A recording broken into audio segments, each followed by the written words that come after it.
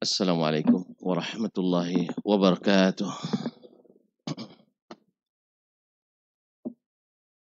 Innal hamdalillah nahmaduhu wa nasta'inuhu wa nastahdihi wa nastaghfiruhu wa natubu ilaih wa na'udzu billahi min shururi anfusina wa sayyiati a'malina. May yahdihillahu fala mudilla lahu wa may yudlil fala hadiya lahu. Ashhadu an la ilaha illallah wahdahu la syarika lah wa asyhadu anna Muhammadan abduhu wa rasuluh la nabiyya ba'dah. Ya ayyuhalladzina amanu taqullaha haqqa tuqatih wa la tamutunna illa wa antum muslimun. Ya ayyuhan nas ittaqu rabbakum alladhi khalaqakum min nafsin wahidah wa khalaqa minha zawjaha wa batha minhuma rijalan katsiran wa nisaa wattaqullaha alladhi tasaaluna bihi wal arham innallaha kana 'alaikum raqiba. Ya ayyuhalladzina amanu taqullaha wa qulu qawlan sadida yuslih lakum a'malakum wa yaghfir lakum dhunubakum wa man yuti'illaha wa rasulahu faqad faza fawzan 'azima. Amma ba'du fa inna asdaqal hadithi kitabullah wa khairal huda huda Muhammadin sallallahu alaihi wasallam wa syarrul umuri muhdatsatuha wa kullu muhdatsatin bid'ah wa kullu bid'atin dhalalah. Ma'asyiral kiram, para hadirin wal hadirat jemaah salat subuh di Masjid Ubay bin Ka'ab radhiyallahu ta'ala an.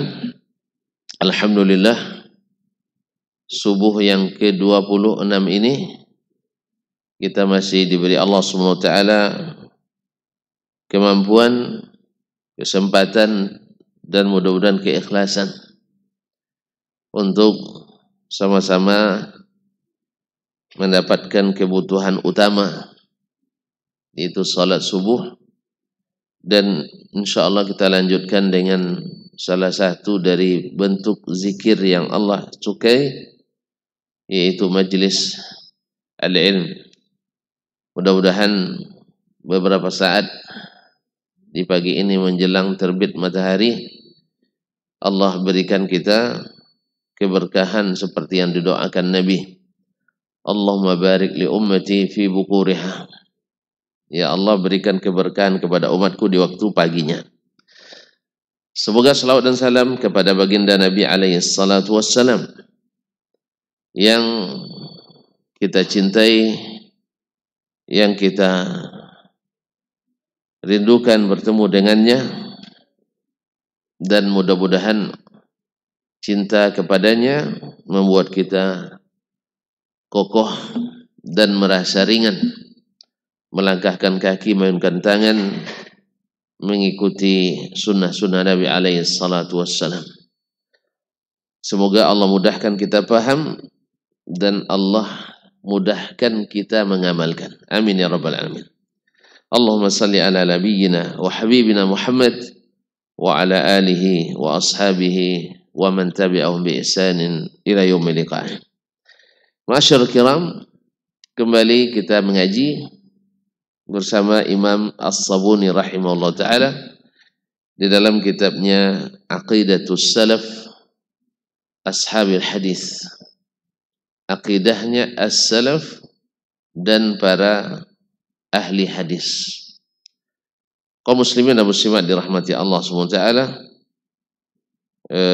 kembali kita ingatkan di antara tujuan kita membaca kembali kitab ini karena tidak sedikit fitnah ya, ingin memutus mata rantai ahli sunnah dengan mengatakan istilah as-salaf ini istilah baru yang dibangkitkan oleh Imam Ibn Taimiyah rahimahullah.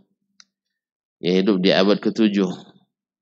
Ini imam hidup di abad ke-5. Di abad ke-5. Mana dulu abad ke-7 pada ke-5? Hah? Tergantung hitung dari atas atau di bawah, Bu, ya. Iya. Jadi ada yang klaim, memang klaim itu, kedustaan itu sangat mudah untuk karena kata orang Arab, hablul kadhibi qasir. Tali dusta itu pendek. Ya. Betapapun orang nanti berteriak-teriak, berkoar-koar bahwasanya akidah ini baru dibuat oleh Wahabi misalnya, insya Allah. Kalau orang dah ngaji sampai ke Sahih Bukhari, Sahih Muslim, Al-Kutub Al-Mu'tamadah, akan tahu sendiri bahwa ini adalah akidah yang langsung dari Nabi alaihissalatu wassalam. Kecuali ahli ta'wil yang memalingkan makna kalimat dari yang asli. Mengira bahwa itulah manhaj Nabi. Seolah-olah Nabi itu selalu berbicara tak langsung dipahami. Nabi cakap pakai bahasa simbol, bukan bahasa-bahasa yang dipakai pada umumnya. Disinilah punca kesesatan itu bermula. Semoga Allah jauhkan kita dari syubhat ataupun dari syahwat. Amin ya rabbal alamin. Qala rahimahullah, qauluhum bis sifat, yaitu pendapat mereka atau mazhab mereka fis sifat, dalam masalah as-sifat. As-sifat di sini maksudnya tentu saja sifat Allah tabaraka wa taala. Jadi alif lam lil ahdi az-zihni, yaitu tentang sifat-sifat Allah subhanahu wa ta'ala. Karena ini bagian yang tidak dapat terpisahkan dari akidah seorang muslim. Bagaimana dia meyakini tentang Allah tabaraka wa ta'ala. Sebab salah-salah kalau salah-salah dalam meyakini, bisa-bisa kita minimal melakukan bid'ah dalam akidah. Dan berbuat bid'ah dalam akidah adalah membuat kita berdosa. Dan bisa saja kita, karena keyakinan yang salah, bisa saja menyekutukan Allah atau menyamakan Allah dengan makhluknya. Maka masalah akidah ini mesti nak hati-hati dan mesti nak teliti. Dan tidak ada yang lebih hati-hati dan lebih teliti dari Nabi alaihi salatu wassalam. Makanya ambillah akidah itu dari Al-Quran dan sunnah Nabi. Bukan berdasarkan keedah-keedah buatan manusia yang tidak didukung oleh dalil-dalil yang benar dari Al-Quran dan sunnah Nabi alaihi salatu wassalam. Maka keedah itu kan baru lahir dia. Kan antum bilang juga bahwa yang tua-tua didahulukan. Kan ketika dibilang antum baru lahir kemarin sore kan itu ya. Kalau Al-Quran sunnah sejak awal sudah ada.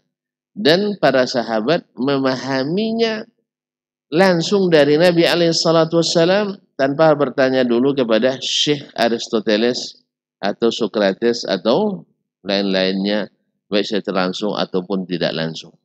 Langsung dipahami oleh mereka dari Nabi alaihissalam apa yang harus diyakini. Kalaulah dalam masalah hukum kita harus teliti, ini halal atau haram, maka dalam masalah keyakinan harus lebih teliti. Karena masalahnya berkaitan dengan zat yang maha suci. Allah tabaraka wa ta'ala tak boleh meyakini kecuali yang diberitakan oleh Allah dan Rasulnya sallallahu alaihi wasallam. Ma'asyiral kiram dirahmati Allah. Berkata beliau, wa kadzalika yaqulun, seperti itulah mereka mengatakan fi jami'is sifat allati nazala bi dzikriha al-Qur'an. Semua sifat-sifat, ya, tidak semua sifat-sifat ya. Ini rancu nih kalau semua sifat-sifat. Semua sifat. Ya, Pak, ya. Semua sifat yang turun Al-Quran menyebutkannya. Nazala bi dzikriha al-Quran. Sifat yang turun Al-Quran menyebutkannya. Wa waradat bihal akhbarus sihah, dan datang dengannya atau datang membawanya al-akhbar, khabar-khabar. Maksudnya hadis-hadis, karena hadis disebut juga dengan khabar. Hadis disebut dengan athar, disebut dengan as-sunnah, dan disebut dengan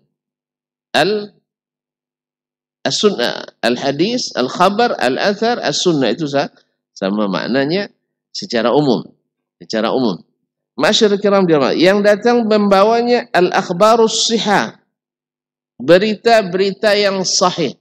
Kalau kita yang sahih, yang tidak, ya tidak. Tapi kalau yang sahih, berarti pasti harus diyakini. Kalau tidak, tidak seperti sebagian ahlu al-bidah, mereka mengatakan khabar atau hadis-hadis itu mesti dulu qat'iyus thubut dan mesti qat'iyud dalalah.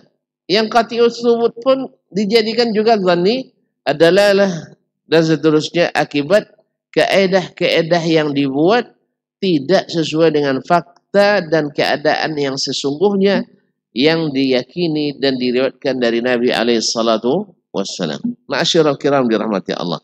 Jadi demikian itulah seperti yang kemarin dia contohkan tentang Allah Subhanahu wa taala mengatakan kepada Iblis alaihi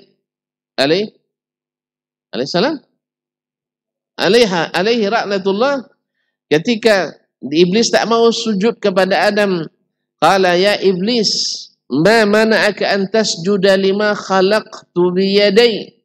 Apa yang membuat kamu tidak mau sujud kepada Adam yang aku ciptakan dengan dua tanganku? Nah, dua tangan. Seperti apa? Tidak tahu. Dan menanyakannya adalah sesuatu yang baru dan dilarang. Seperti kata Imam Malik rahimahullahu ta'ala. Ma'asyarul kiram dirahmati Allah.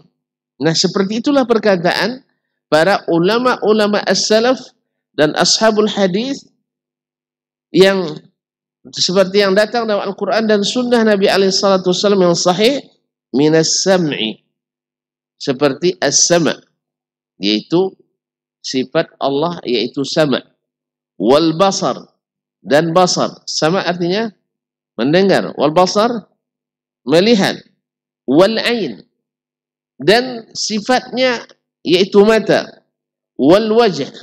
Jadi mereka as-salaf tak membedakan sifat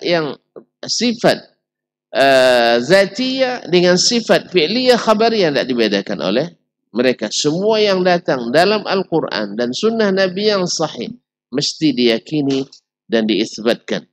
Maka beliau contohkan minas sam'i, yaitu sama, mendengar, wal basar, melihat, wal ain, dan mata. Sama, basar itu sifat fi'liyahnya kan, sedangkan al-ain itu sifat zatiyah khabariyah. Ini mulai pakai istilah lagi nih. Kaum muslimin dan muslimat rahmati Allah Subhanahu wa taala. Saya ingatkan kembali lahirnya kaedah-kaedah atau ilmu-ilmu alat dalam ilmu apapun termasuk ilmu akidah. Bukan karena ilmu kita lebih hebat dari sahabat, tidak. Tetapi karena ilmu kita dah mulai rusak, maka perlu alat untuk perbaikinya. Lebar ya. Jadi ketika tongkau-tongkau kita, kalau orang yang patuh aturan lalu lintas dengan garis cukup. Tapi kalau kita yang tongkau-tongkau nih, pakai pembatas, pakai pagar. Kalau perlu dikunci mati kayak gembok gitu. Kenapa? Kalau garis tetap diinjak-injaknya. Kadang-kadang lebih patuh kepada garis yang dibuat oleh sinar matahari daripada yang dibuat oleh polisi. Ya. Jadi lampu merah karena ada garis marka jalan di sini. Ya, ini lampu merah nih, di sini marka jalannya. Tapi di depan sana ada bayang yang dibuat oleh matahari, jembatan layang di atas. Akhirnya mereka berhenti di atas setelah lampu merah. Kaum muslimin dan muslimat dirahmati. Apa sebab? Sebab semuanya ahli ijtihad yang di jalan tuh. Semuanya ulama mujtahid di jalan tuh. Ya, selama tidak terjadi kecelakaan boleh dilanggar. Itu selama tidak haram boleh dilewati. Itu masalahnya. Akhirnya kaum muslimin dan muslimat dirahmati Allah, akibat rusaknya ketaatan, rusaknya keyakinan, rusaknya kepatuhan, sehingga keedah-keedah dan alat semakin banyak. Nahu tidak ada, saraf tidak ada, balaghah enggak ada. Sebab apa? Mereka tidak perlu alat memperbaiki dulu. Tapi setelah bahasanya rusak di perkotaan, di dunia Islam, di perkotaan Arab dulu, paruh kedua, abad kedua dah mulai rusak. Dan di pedesaan, di bawadi, rusak di paruh kedua, abad ketiga, akhirnya lahirlah ilmu-ilmu yang disebut dengan ilmu nahu, ilmu sarab, ilmu dhabt, ilmu tashkil, ilmu tajwid dan seterusnya. Ma'asyiral kiram, itu bukan karena hebat kita, karena banyaknya rusak. Karena banyaknya rusak kita. Makanya perlu istilah-istilah. Ma'asyiral kiram dirahmati Allah SWT. Jadi lahirnya istilah kemudian hari. Kalau orang dulu misalnya paham tauhid, terbagi tiga. Karena setiap hari, setiap rakaat salat membaca Alhamdulillahi Rabbil Alamin. Rububiyah, sah? Ya. Ar-Rahmanir Rahim. Asma' dan sifat. Maliki Yawmiddin. Masuk asma' dan sifat dan masuk rububiyahnya. Iyyaka na'budu wa iyyaka nasta'in. Masuk tauhid uluhiyah. Nah, di saat orang tak paham lagi, dia sangkanya tauhid tinggal rububiyah asal tak mengakui ada pencipta selain Allah, dah bertauhid 100%. Akhirnya lahirlah kaedah-kaedah pembagian tauhid menjadi tiga. Sahabat tak perlu itu, mereka langsung paham. Makanya mereka ketika diingatkan oleh Nabi SAW, ketika melewati suatu pohon yang dulu tempat menggantung pedang oleh orang-orang musyrikin, supaya pedangnya sakti, maka diingatkan oleh Nabi SAW, apakah kalian ingin seperti Bani Israel minta ke Nabi Musa, ij'al lana ilahan kama lahum alihah? Apakah kalian nak ngambil sembahan, bukan Rabb katanya, ilah, berarti uluhiyah. Mereka dikhawatirkan jatuh pada syirik di uluhiyah Allah Subhanahu Wa Taala. Sebab kalau syirik di penciptaan, di rububiyah, itu jarang terjadi, jarang. Kaum musyrikin rata-rata beriman pada Allah Subhanahu Wa Taala, tapi musyrik. Jelas? Tahu bedanya antara musyrik dengan kafir? Kafir memang 100% dia tolak. Tidak bertuhan sama Allah SWT. Tapi kalau musyrik, dia ada bertuhan sama Allah, tetapi menyekutukan Allah dalam ibadahnya. Ini yang tidak disadari banyak umat Islam. Maka lahirlah Syekhul Islam untuk menjelaskan, oh ada tauhid yang kalian lalaikan. Maka dibagilah menjadi tiga bagian. Ini bukan Trinitas. Kalau Trinitas kan bukan itu. Makanya hati-hati ucapkanlah. Makanya baca Al-Fatihah, pahami, hayati. Jangan dibaca hanya sekedar menghiasi bibir dan pemanis kata. Nasallallahu alaihi wasallam. Kaum muslimin, jelas ya, lahirnya keedah-keedah bukan kita hebat dah. Demi Allah tidak. Makanya kaum muslimin dan muslimat dirahmati Allah, hebatnya mereka dulu tidak dengan keedah. Hebatnya karena mereka paham dan langsung paham tanpa alat. Jadi ibarat mesin mobilnya langsung starter tanpa pakai pancing dulu. Tidak pakai pancing dulu. Kalau kita terpaksa pancing, dipancing pun tak kena pun. Dan puas mancing tidak masuk juga. Dia buat kayak apa sampai nanti alat-alat banyak tidak hidup juga mesinnya. Apa sebab? Sudah mulai rusak. Karena ilmu sudah banyak yang ditinggalkan orang. Oleh itu kaum muslimin dan muslimat dirahmati Allah. Sekarang beliau menyebutkan bahwa akidahnya as-salaf, ashabul hadis, ketika mereka menetapkan as-sama wal basar, mereka juga menetapkan al-ain, yaitu mata. Apakah sebab mereka tetapkan? Ada dalam Al-Quran dan ada dalam hadis Nabi SAW. Dan Nabi diutus Allah untuk menjelaskan. Maka carilah penjelasan dalam hadis-hadis Nabi SAW. Maka ketika kita tidak temukan al-ain dalam hadis Nabi, kecuali makna al-ain yang kita pahami langsung, maka kita paham bahwa ain yang dimaksud oleh Allah Tabaraka wa Ta'ala dalam kitabnya, dan ain yang dimaksud oleh Nabi SAW dalam hadis-hadis yang sahih sampai pada kita, adalah ain yang seperti yang dipahami oleh orang Arab dengan aslul lughah wa wad'ul lughah, yaitu mata. Ma'asyiral kiram dirahmati Allah SWT. Demikian juga wal ilm, dan ilmu, wal quwwah, kekuatan, wal qudrah, kuasa, wal izzah, kemuliaan, wal azamah keagungan, wal iradah kehendak, wal masyiah apa lagi? Masyiah juga kehendak. Dan maksud kita al iradah wal masyiah. Nah, wal qawli demikian juga berkata, wal kalam berbicara, wal ridha was sakhat tidak ridha, wal hayat hidup, wal yaqadha bangun, wal farah gembira, wal dhahik dan ketawa, wa ghairiha dan sifat-sifat yang lain. Semua yang datang dalam Al-Quran dan hadis yang sahih sampai pada kita itu diyakini apa adanya oleh as-salaf dan ashabu al-hadis. Bukanlah bikinan Syekhul Islam Taimiyah, apalagi bikinan Syekh Muhammad bin Abdul Wahhab. Ini akidah lebih dulu. Ada lagi yang lebih dulu dari penulis ini. Kalau bukanlah karena kita banyak mentakwil, maka akan kita temukan Imam Asy-Syafi'i, Imam Abu Hanifah, Imam Malik berdasarkan hal seperti ini. Cuman kenapa tidak banyak masa waktu itu ditulis? Karena di zaman mereka belum banyak yang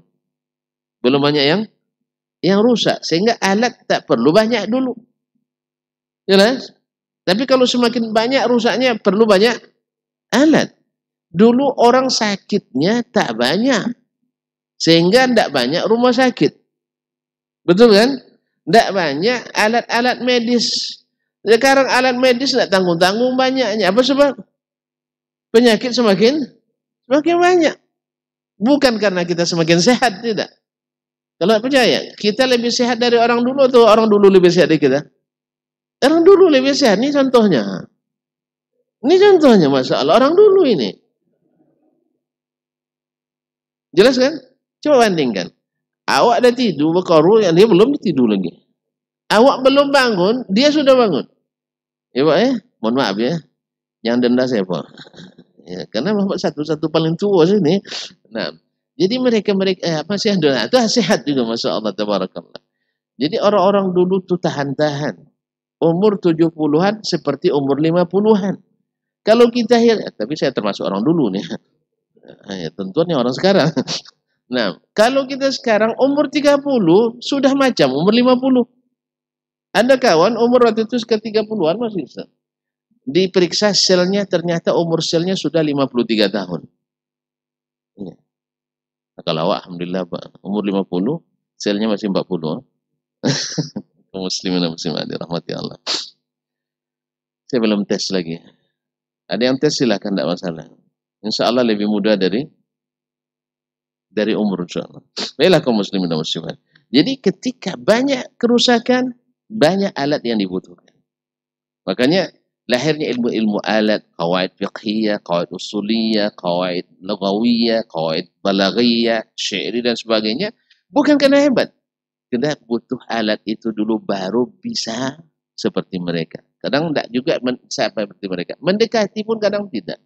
Jadi banyaknya alat belum tentu. Makanya kaum muslimin dan muslimat, kita tidak terlalu membanggakan alat. Kita lebih membanggakan hasil yang dihasilkan daripada kalau tanpa alat berhasil, mana lebih bagus?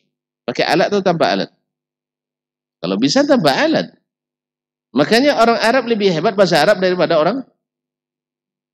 Ya, serius ini. Mana lebih hebat bahasa Arab? Orang Arab atau orang Indonesia? Ya orang Arab. Tapi kalau memainkan alat, mana yang hebat? Indonesia memang. Makanya kaum muslimin dan muslimat, tidak mesti yang punya alat lebih banyak lebih hebat. Betul? Lebih bagus mobilnya. Buktinya abang bengkel mobilnya mohon maaf ya, abang bengkel mobilnya biasanya mobil-mobil butut. Tapi yang tak punya bengkel mobil mewah. Jelas? Jadi ada orang yang tanpa alat, orang-orang Arab Badui paham dari kita akidah daripada kita sendiri yang sudah belajar ilmu-ilmu alat ini. Jelas Pak? Makanya ketika mereka baca ayat Alhaakumut takatsur hatta zurtumul maqabir. Kalau kita baca mengantarkan ke peistirahatan terakhir. Dan profesor kita itu. Orang Badui itu tak belajar sama sekali. Dia paham bahwa kuburan bukan peristirahatan terakhir. Tapi awal menuju akhirat. Maka ketika dia dengar ayat Alhaakumut takatsur hatta zurtumul maqabir, dia paham. Wallahi la tub'atsunna kalian demi Allah pasti akan dibangkitkan kembali. Berarti bukan peristirahatan terakhir. Tapi kita Masya Allah dengan titel baris mengatakan kita mengantarkan saudara kita ini ke tempat peristirahatan terakhir. Apa sebab? Tidak memahami makna perkataan Allah tadi. Walaupun punya banyak alat. Punya banyak alat keedah yang dimiliki. Jelas Pak? Jelas Pak? Jelas. Alhamdulillah. Jadi makanya sahabat tidak banyak alat dia. Karena sehat-sehat. Kita belakangan perlu alat karena sakit. Banyak yang sakit. Sehingga kita lebih banyak. Oh ini alat saya lengkap semuanya. Tapi pas diujikan, tidak jalan akidahnya. Allah musta'an. Kaum muslimin dan muslimat dirahmati Allah. Wal farah, wal dhahik, wa ghairiha. Yaitu gembira, ketawa, dan selainnya. Wah ini musyabbihah antum. Antum bertasbih Allah. Tunggu dulu. Antum yang mentasbih. Kalau kita tidak mentasbih. Sebab kita punya ayat. Laisa kamitslihi syai'un. Lalu kita katakan, pasangkan semua sifat ini. Laisa kamitsli ainihi ainun. Tidak ada yang semisal matanya, mata manapun. Laisa kamitsli yadihi yadun. Tidak ada tangan yang serupa dengan tangannya. Laisa kamitsli dhahikihi dhahikun. Tidak ada ketawa yang semisal ketawa Allah tabaraka wa ta'ala. Wa laisa karidahu ridan. Tidak ada yang seperti ridha Allah, ridha siapapun. Wa laisa kamitsli kalamihi kalamun. Tidak ada yang semisal kalamnya, kalam manapun. Walaysa kamitsli qawlihi qawlun. Tidak ada satupun perkataan serupa dengan perkataan Allah. Kalau ini kaedah yang Allah sendiri yang turunkan. Kenapa kita tambah kaedah lain? Oh, kalau kita tetapkan tangan bagi Allah berarti sama dengan tangan makhluk. Antum sudah menyerupakan Allah dengan makhluk. Akhirnya antum menolak itu dengan alasan tanzih. Kalau kita tidak. Kita paham dan mengerti bahwa Allah lebih tahu bagaimana menyucikan dirinya daripada kita. Bahwa Rasul SAW lebih hebat dalam menetapkan sifat bagi Allah Subhanahu wa Ta'ala daripada kita. Maka contohlah dan terimalah apa yang datang dari Allah dan Rasulnya SAW dengan memakai alat-alat. Kalau mesin baru, Peugeot juga alat Pak. Ini mobil Bapak ini memang baru Pak. Cuman saya harus bongkar dulu mesinnya. Mau enggak? Mau? Antum beli mobil, apa mobil antum? Enggak. Saya beli mobil baru gitu. Saya bilang antum karena saya enggak pernah beli mobil baru itu. Sampai sekarang belum. Nah, saya enggak tahu merasa. Andainya antum beli mobil baru, harganya mahal. Ya. Apa mobil? Enggak aku juga tahu. Baca lagi ya, mobil baru. Tiba-tiba antum dipanggil oleh tukang apa? Tukang apa namanya? Orang bengkel. Pak, mobil Bapak ini harus saya bongkar mesin dulu. Mau? Kalau enggak sah jalan di jalan ini harus lewat mesin. Mau? Saya enggak mau. Makanya kalau ada ayat Quran, ada hadis, saya enggak perlu lagi keedah antum tuh, enggak perlu lagi. Dengan syarat saya paham bahasa Al-Quran, bahasa hadis Nabi SAW. Jangan paksakan mesin masih sehat, harus bongkar mesin dulu. Harus lewat bengkel dulu. Enggak. Jelas ya. Mobil baru, lewat bengkel dulu. Hah? Saya enggak tahu. Makanya saya nanya sama antum tadi. Mobil baru. Baru boleh jalan, harus lewat bengkel dulu. Bongkar mesinnya dulu. Bongkar interiornya dulu. Bongkar lampu-lampu dulu. Gitu ya. Enggak ada. Paling dites saja. Hidup. Alhamdulillah. Ya. Kemudian lampu. Hidup. AC. Hidup. Tinggal nomor polisi. Belum diurus. Itu aja yang diurus. Nomor polisi. Kalau nomor polisi mobil baru kan lebih mudah daripada yang lama ya. Iya, karena yang lama banyak mati pajakan. Kalau yang baru-baru memang belum ada pajaknya. Allah musta'an. Kaum muslimin dan muslimat dirahmati Allah SWT, maka indah sebenarnya kalau kita pakai mesin baru, yaitu langsung turun dari Allah dan dijelaskan oleh Rasulullah SAW. Tapi kalau sudah masuk bengkel, mobil baru asal masuk bengkel, Walaupun ada rekomendasi bengkel, naik harga atau turun harga? Serius ini saya. Ada nanya lagi, antum beli mobil baru kan? Saya enggak. Kalau mobil baru sudah masuk bengkel, dibuat surat keterangan, sudah diopname mobil ini, sehat walafiat. Setelah itu antum awalnya beli 480 juta. Naik enggak harganya 485 juta? Enggak, turun apa naik? Turun harga. Makanya ayat Quran selalu turun harga gara-gara kita masukkan bengkel. Bengkel enggak profesional pula. Ya, bengkel Alibaba. Tahu bengkel Alibaba? Bengkel coba. Bongkar mesin berlebih bautnya. Allah musta'an. Jadi kaum muslimin dan muslimat yang dirahmati Allah, makanya ambil akidah seperti as-salaf itu. Seperti as-salafus salih tanpa alat. Ya, tanpa alat. Apalagi alat ini tidak ada lisensinya dalam syariat. Tidak ada lisensinya dalam syariat. Seperti alat yang dikampanyekan bahwa semua sifat Allah mesti dilogikakan. Kalau tak masuk logika harus ditolak. Ini tidak ada lisensi dalam syariat. Tidak ada. Yang ada adalah bahwa seluruh yang datang dari Allah dan Rasul pasti benar. Asal sahih. Dan bila bertentangan pasti akalnya yang tidak. Itu yang benar. Akalnya yang kurang. Akalnya yang dangkal. Dan akalnya yang tidak sehat. Oleh sebab itu biar sehat. Akal ditundukkan pada wahyu. Jangan gara-gara akal tak sehat, wahyu disakitkan pula. Jelas ya? Mau tak?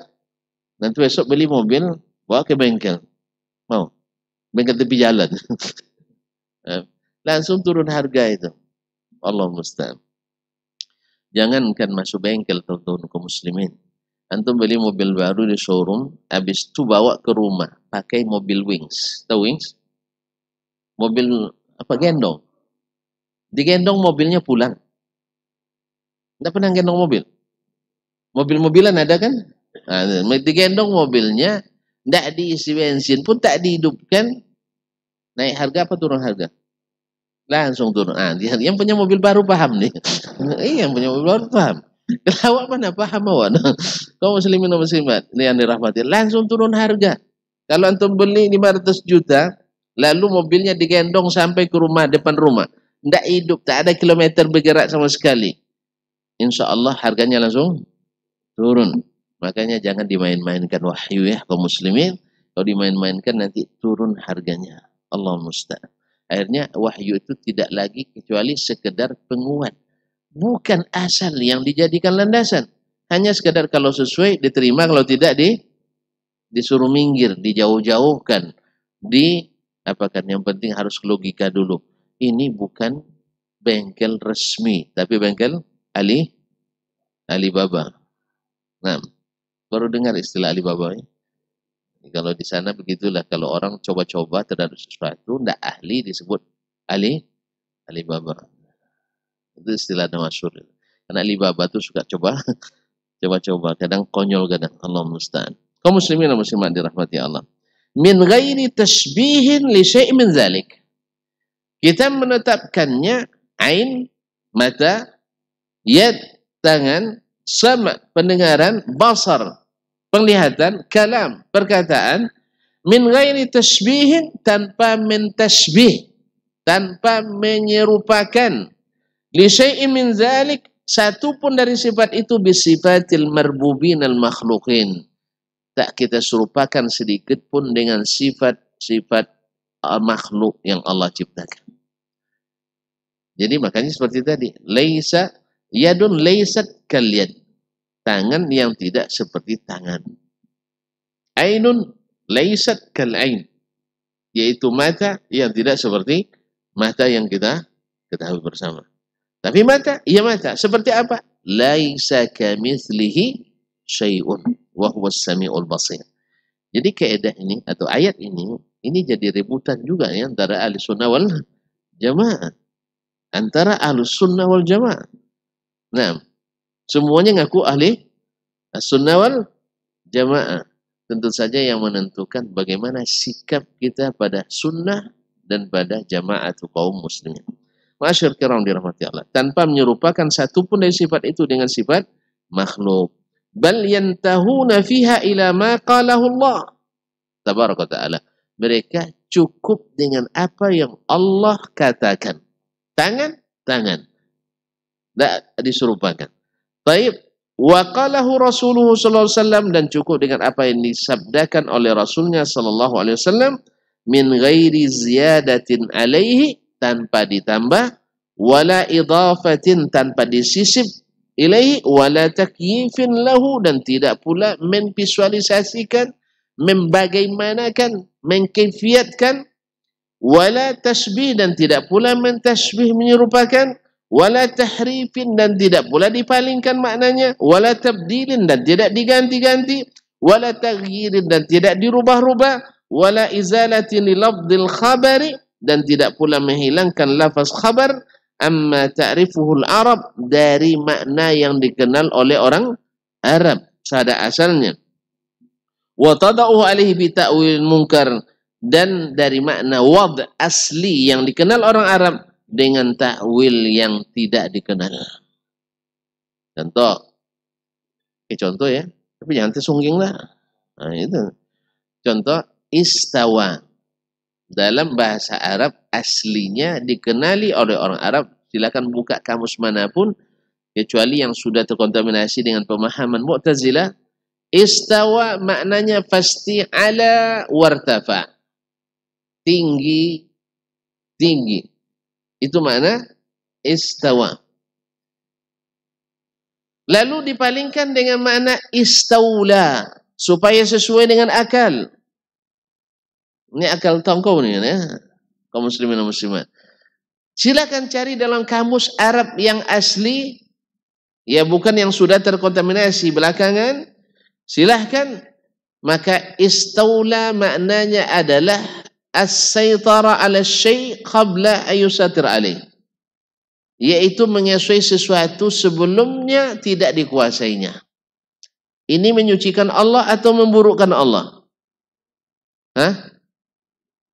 Ada sesuatu yang belum dikuasai sebelumnya, sekarang dikuasainya. Itu mana istaula. Istaulat Holanda ala Indonesia. Belanda menguasai Indonesia. Sebelumnya belum dikuasai. Kalau makna ini yang dipakai kaum muslimin, istawa alal arsh, ar-Rahmanu alal arsh istawa, Allah yang Maha Pengasih istawa alal arsh dengan makna menguasai arsh, dalam bahasa Arab yang asli berarti sebelumnya Allah tidak menguasai arsh. Ini pelecehan atau pemuliaan? Pelecehan. Maka ta'awuz kepada Allah ya, auzubillah daripada melecehkan Allah tabaraka wa ta'ala. Niat baik boleh, niatnya memang baik menyucikan Allah, tapi salah pilih karena tidak mengikut cara Nabi sallallahu alaihi wasallam. Nabi katakan ya dun ya yat. Ya, bagaimananya? Kita tidak dituntut mengetahui kecuali yang disampaikan kepada kita oleh Nabi, baik berupa Al-Quran maupun sunnah Nabi alaihi salatu wassalam. Ma'asyiral kiram yang dirahmati Allah. Udah terconggang nampak semua. Ada yang aneh ya? Ya, jadi mentakwilkan istawa dengan istaula berakibat melecehkan Allah tabaraka ta'ala, seolah-olah Allah sebelum itu tidak menguasai arsy. Lalu siapa yang menguasai dulu? Panjang pertanyaannya, Pak. Oleh sebab itu istawa wa ala.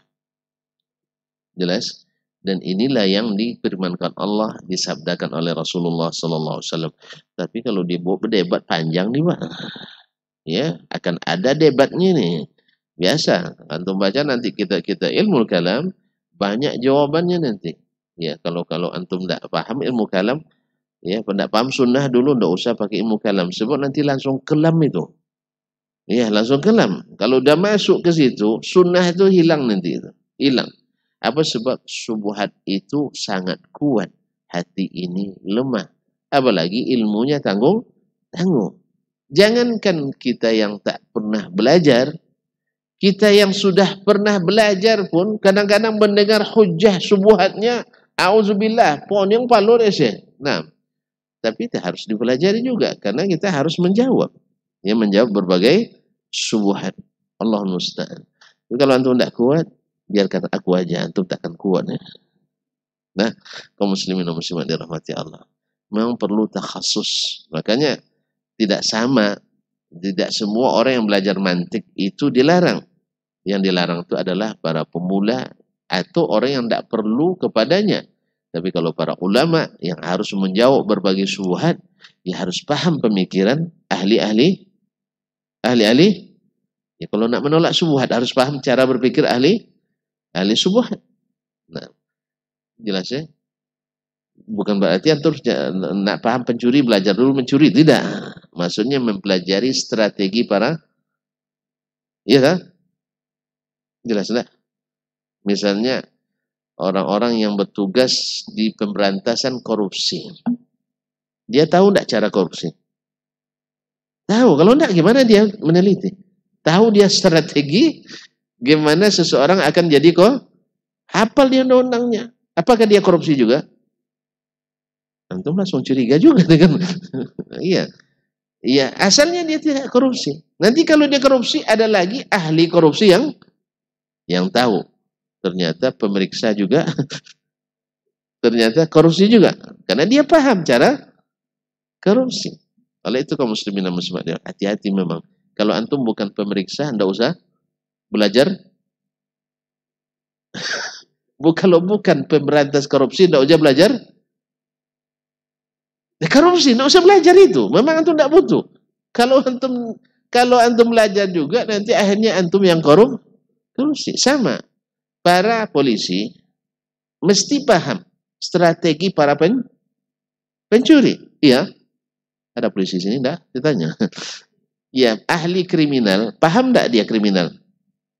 Enggak paham ya? Terus gimana dia menyalahkan orang nanti kalau enggak paham?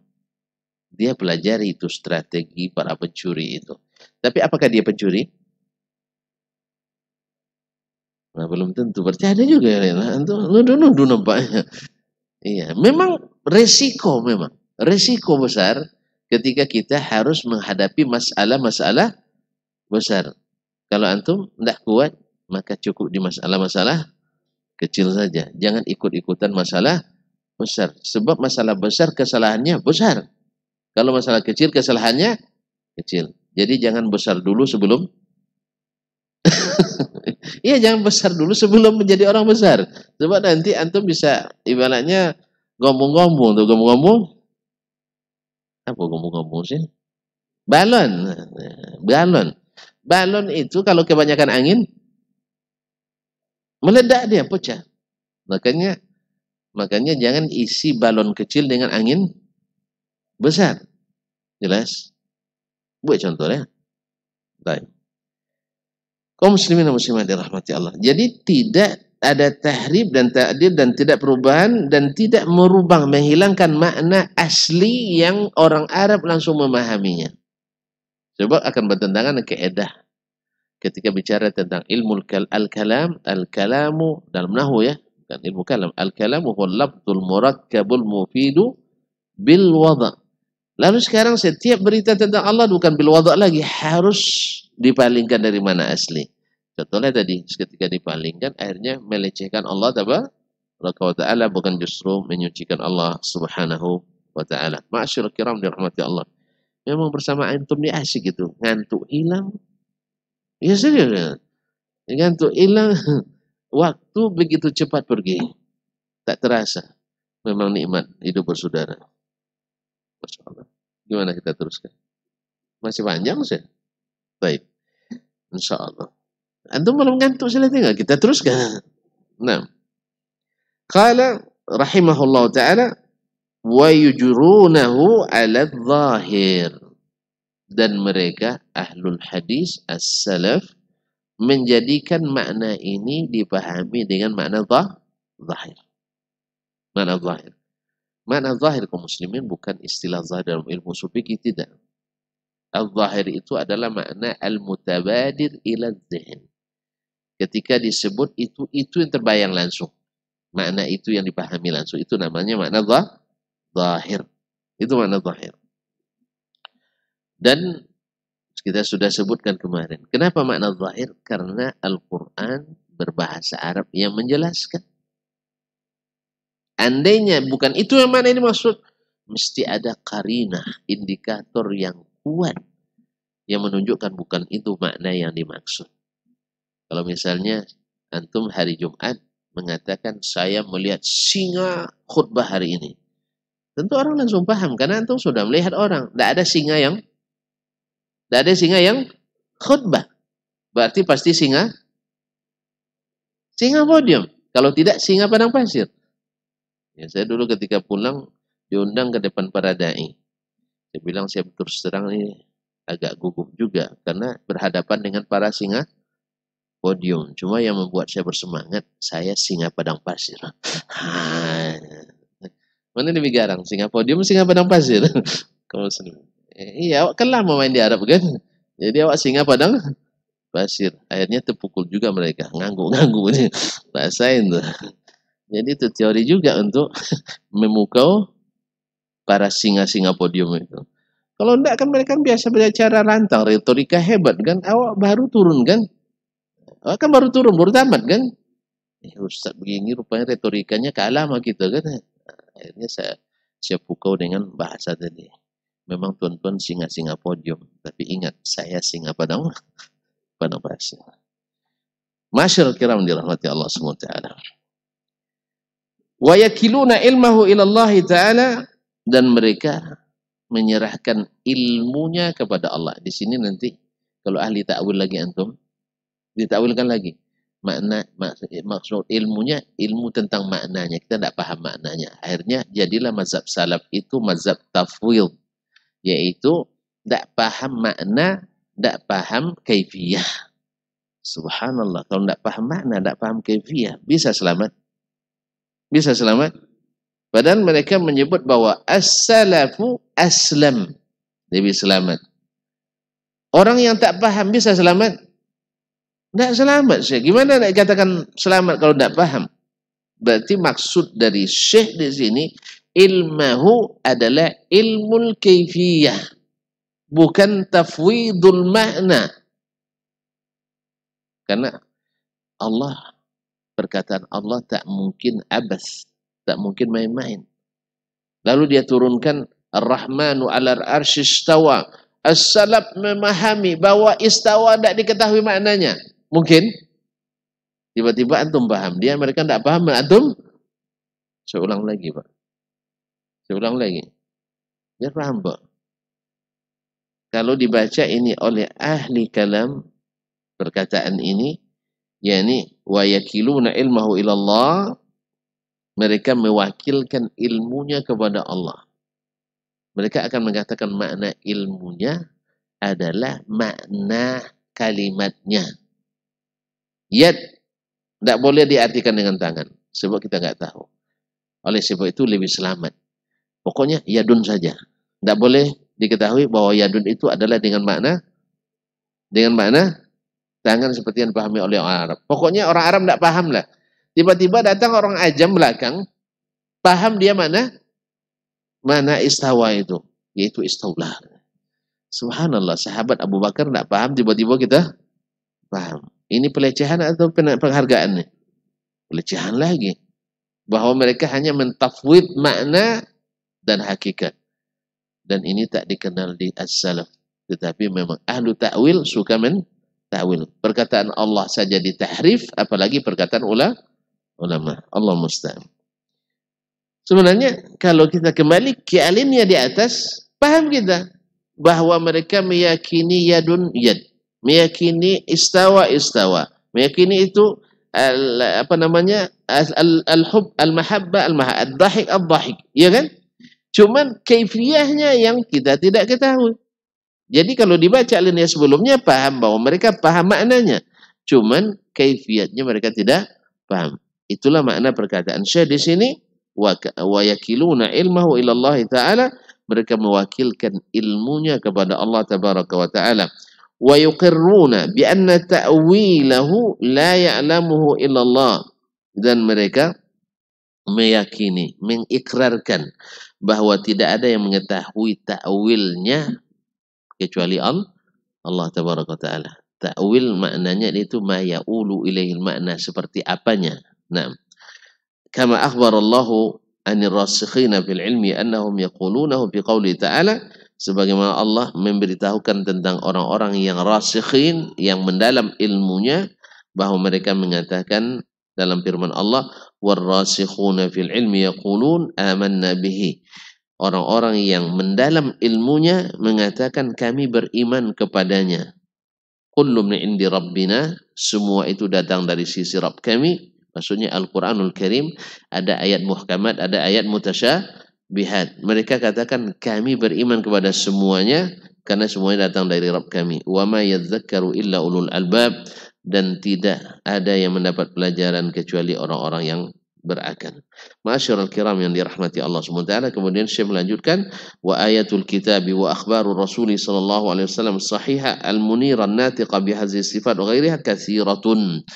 Ayat-ayat Allah dan berita-berita dari Rasulullah sallallahu alaihi wasallam yang sahih, yang menerangi dan bawa cahaya, yang mengucapkan sifat-sifat ini dan selainnya sangat banyak. Yatulul kitabu bi ihsa'iha, kalau disebutkan semuanya kitab ini semakin panjang. Naam. Wa dzikri ittifaqi a'immatil millah wa alami ala sihhati tilkal akhbaril waridati fiha, dan menyebutkan kesepakatan para imam dalam agama ini dan ulama'nya tentang kesahihan makna daripada berita-berita yang datang tentang itu.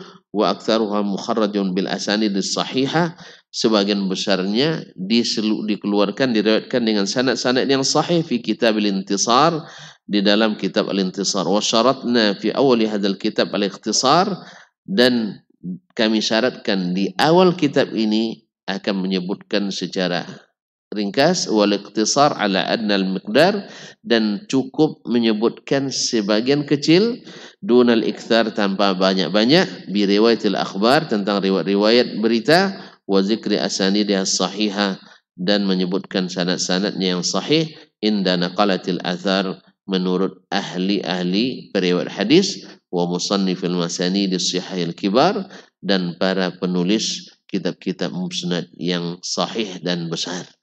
Artinya Syekh mengingatkan kita di sini bahwa ayat-ayat Al-Quran dan hadis-hadis Nabi yang sahih sangat banyak tentang sifat-sifat yang disebutkan tadi. Cuman kita dalam kitab ini, kata beliau, tidak menyebutkan secara panjang lebar, cukup menyebutkan sebagian, mewakili sebagian besar yang lain. Insyaallah ta'ala. InsyaAllah akan kita sambung pada pertemuan selanjutnya dalam perkataan beliau, Al-Qur'anu kalamullahi ghairu makhluk. Al-Quran adalah perkataan Allah yang merupakan sifatnya dan bukan makhluk. InsyaAllah pada pertemuan yang akan datang, kita tidak tahu karena Idul Fitri menjelang. Mungkin libur dulu selama tidak tahu, titik-titik. Mudah-mudahan Allah berikan kita kesempatan untuk senantiasa mendapatkan ilmu yang bermanfaat dan berbuah amal yang saleh. Amin ya rabbal alamin. Sampai di sini, subhanakallah bihamdik, asyhadu an la ilaha illa anta astaghfiruka wa atubu ilaik. Wassalamualaikum warahmatullahi wabarakatuh.